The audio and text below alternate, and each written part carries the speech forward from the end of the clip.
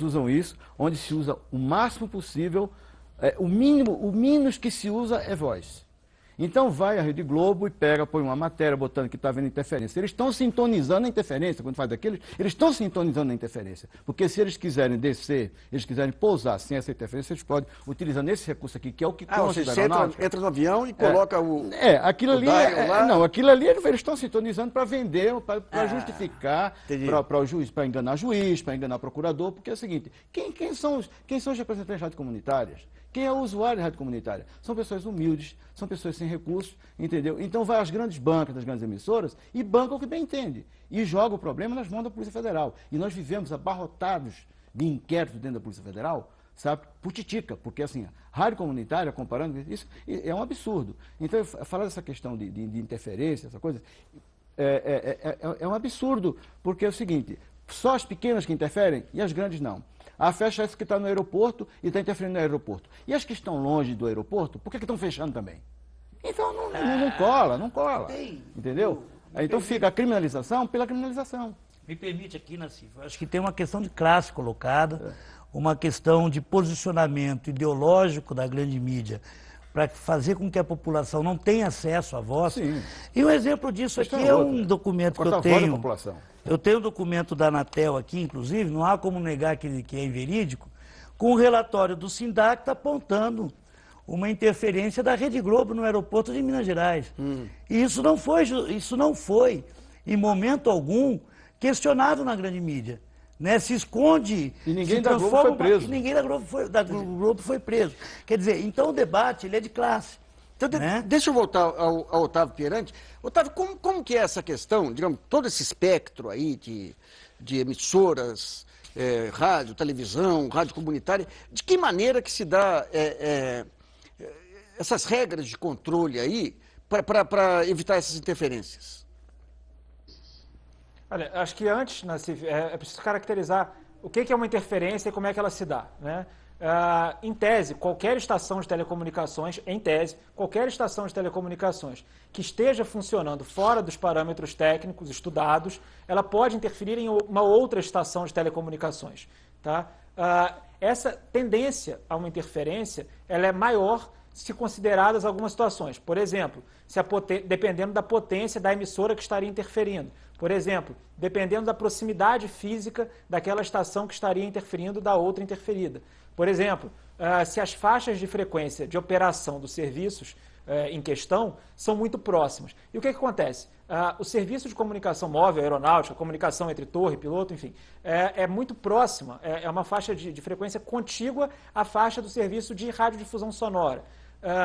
Então, qualquer estação de FM, se estiver mal colocada, com uma potência fora do planejado, se estiver operando fora dos parâmetros técnicos atribuídos, qualquer emissora de FM, em tese, pode vir a interferir numa estação de comunicação entre torre e piloto, né? Por assim dizer.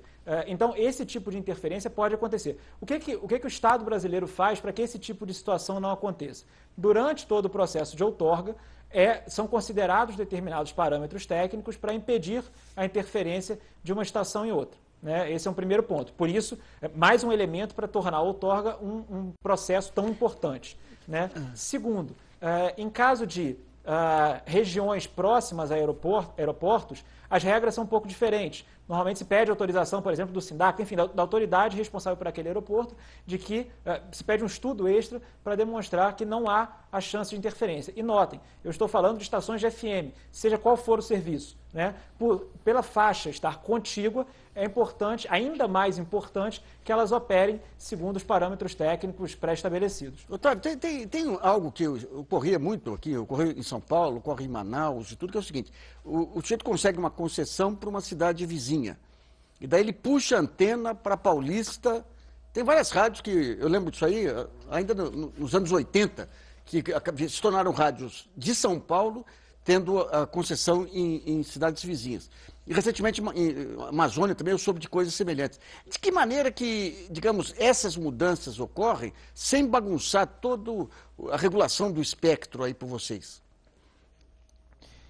Veja, para esse tipo de mudança é fundamental o pedido de anuência ao Ministério das Comunicações. Ao longo da história, as regras para autorização desse tipo de mudança foram sendo modificadas. Tá?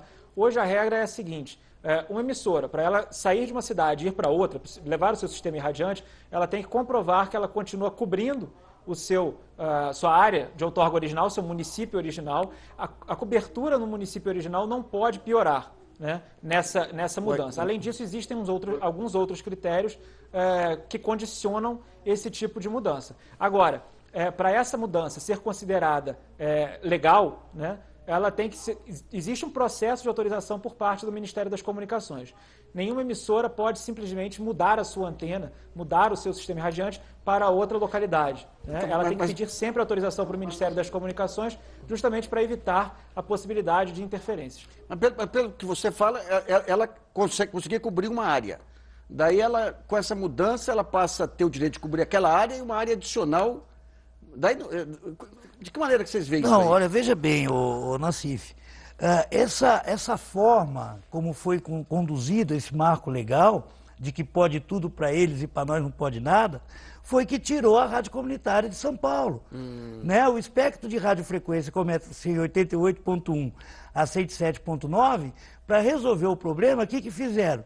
Fizeram um jeitinho de colocar a rádio comunitária fora do dial, ou seja, a rádio comunitária em São Paulo funciona fora do dial, justamente para não mexer nesse tipo de coisa. Né? O que tem de radiodifusor comercial que está numa cidade pequena e que quer atingir São Paulo, não para ajudar o desenvolvimento cultural e social do povo de São Paulo, mas para ganhar dinheiro, esse pessoal invadir o espectro, né? Não sai de jeito nenhum.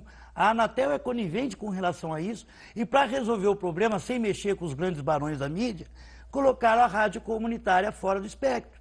Né? Por exemplo, o espectro de São Paulo, ou do serviço de radiodifusão como um todo, em FM, funciona em 88.1. Em São Paulo está em 87.5. Por quê? Porque não quiseram tirar a rádio, por exemplo, do Paulo Abreu, que está em Itatiba, e que não chega nem em Itatiba, né? Para funcionar dentro de um prédio da Avenida Paulista, e deixou com que milhares de moradores de São Paulo não tivessem acesso ao meio de comunicação que valoriza a sua cultura, né? Esse é o jornalista debate. Marcelo Zanini tem uma pergunta dos telespectadores enviadas pelo site brasilianas.org. Marcelo. Nassif, tem várias perguntas sobre um outro tema também, que é a publicidade na rádio comunitária. Uma delas aqui é do Odorico Zílio Pavan, ele é de Xanxerê, em Santa Catarina. Ele pergunta: por que o poder público não reconhece a rádio comunitária para a publicidade oficial e por que as agências de publicidade evitam as rádios comunitárias? Faz favor. Primeiro, é uma legislação que foi feita para garantir o mercado do radiodifusor brasileiro. Deixa eu dizer uma coisa. A lei de rádio comunitária não permite que nós pegamos propaganda, né? Mas você falou do começo que tem um item lá que fala em apoio do setor público à rádio comunitária. O que é esse apoio? Não, na realidade é o seguinte, Nassif. Por exemplo, é inadmissível você ver toda a estrutura do Estado brasileiro, União, estados e municípios, financiarem 1 bilhão e 800 milhões de reais para o sistema privado. Né? Por exemplo, uma propaganda da dengue feita pelo governo federal, a Rede Globo cobra o mesmo valor de uma Coca-Cola. Né? Se nós tivéssemos 10% dessa publicidade para os meios alternativos e comunitários, né, seria um grande avanço e fazer com que se cumprisse a lei de rádio comunitária, que inclusive o Estado brasileiro não quer cumprir. Né? Está na mesa da presidente Dilma uma proposta de mudança de decreto que flexibiliza a radiodifusão comunitária para ter esse apoio governamental e também para ter a propaganda, o direito de fazer propaganda. Entretanto, por questões políticas, esse decreto não é publicado. Eu faço uma cobrança, Otávio Perante, qual o prazo que o governo tem para publicar esse decreto? Bom, isso é fruto das negociações. Nós vamos fazer mais um intervalo e voltamos já já.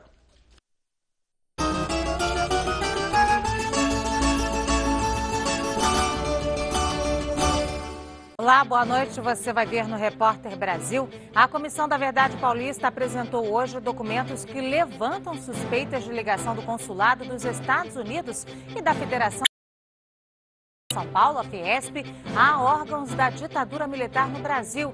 Há registros de entrada